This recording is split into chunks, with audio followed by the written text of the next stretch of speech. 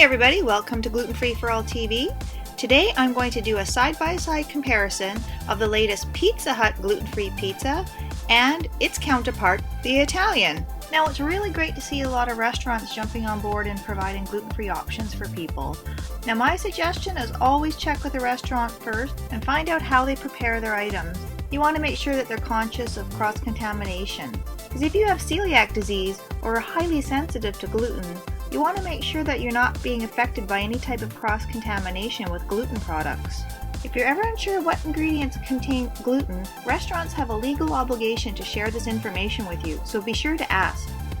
So let's take a look at our two pizzas. I've tried to keep things consistent, so I've ordered two similar pizzas. I've ordered a margherita, gluten-free, 9-inch, and I've also ordered a margherita Italian-style pizza.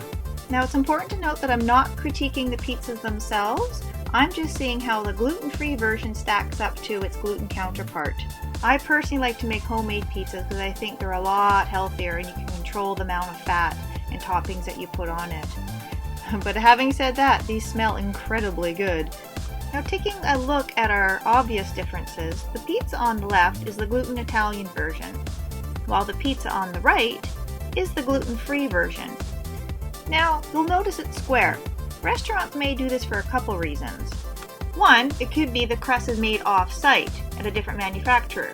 Now this would be an ideal scenario because you know that the crust is made in a gluten-free facility. And secondly, it just keeps it simple for the staff. It's easy to remember that a gluten-free pizza is square and a gluten pizza is round. It's actually quite simple. It just prevents mix-ups because you don't want to mix something like this up with a guest who's gluten intolerant. So let's take a look at our pizzas. Our gluten-free crust looks pretty good. It's browned nicely. The toppings are held on it quite well. If we lift it up, it's actually quite firm. Now if we flip it over, it's browned quite a bit on the bottom. It's not too bad. It's got a bit of a crunch to it. Not oily, it's slightly dry, but that's okay. I mean, this is a pretty oily pizza as it is, so anything to cut down on some of that fat would be helpful. I mean, overall, I think it would hold a lot of toppings really well. I only have cheese on it now, but I think if you loaded it up with pepperoni, mushrooms, and that kind of thing, I think the performance would be there. Now, if we take a look at our gluten counterpart, the Italian, the crust is nice and fluffy and brown, but when you pick it up, it's actually quite soggy. This actually surprised me quite a bit. I thought it was going to be firmer. I'm probably used to the deep dish pizza. I guess if we compare it to the gluten-free alternative, this is quite floppy, it's greasy, and I think you'd actually have a challenge putting a lot of toppings on this particular crust. I almost prefer the gluten-free crust to this version. If you take a look at the box, there's quite a bit of oil that seeped through to the bottom. I was curious to know if the gluten version had more fat in it than the gluten-free version, but surprisingly, they're pretty much the same in terms of calorie and fat.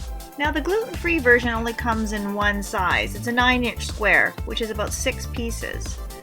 The gluten-free version has 172 calories per piece, 6.4 grams of fat, and 2.7 grams of saturated fat. While a regular Italian 11-inch pizza at 6 slices per pizza has 170 calories per piece, 6 grams of fat, and 2.6 grams of saturated fat. So even though the Italian looks greasier, they actually have the same fat and calorie content, which I found very surprising. So let's see how these two match up in terms of taste and texture. Now the gluten-free crust tastes pretty good. It has a nice flavor, it's not sweet, and it has a nice squidgy texture in your mouth. It actually tastes like a regular gluten pizza crust. Now unlike the Italian, it doesn't have that big puffy crust like you find on a regular pizza, so it's pretty uniform. The Italian, on the other hand, actually has less of a taste, if that makes any sense. I taste more of the cheese and the sauce. I think one of the reasons for that is it actually has less texture than the gluten-free version. So in terms of mouthfeel, you get more of the toppings than you do the actual crust. It's a less substantial crust, let's say, than the gluten-free variety. Now if we look at them close up, there's another noticeable difference. The gluten-free crust has a slightly orange color to it, while the gluten crust is like a typical white pizza crust. Now I checked the ingredient list of the gluten-free crust to see if there was anything in there that would cause it to be a different color. But to my surprise, actually, there are no dodgy ingredients. There's no preservatives or colors in the crust at all. So it must just be because of the actual ingredients themselves that makes it a different color. So what's my overall thoughts on the gluten-free Pizza Hut crust? I think if you're looking for an alternative to the traditional gluten crust, I think you've got a winner here. If you're looking for a healthier option, I probably wouldn't suggest it. I do have a fabulous gluten-free pizza crust recipe on my blog if you are interested in making your own. But for those 3 a.m. pizza cravings, the gluten-free pizza crust from Pizza Hut is a winner. Thanks for watching. See you next time.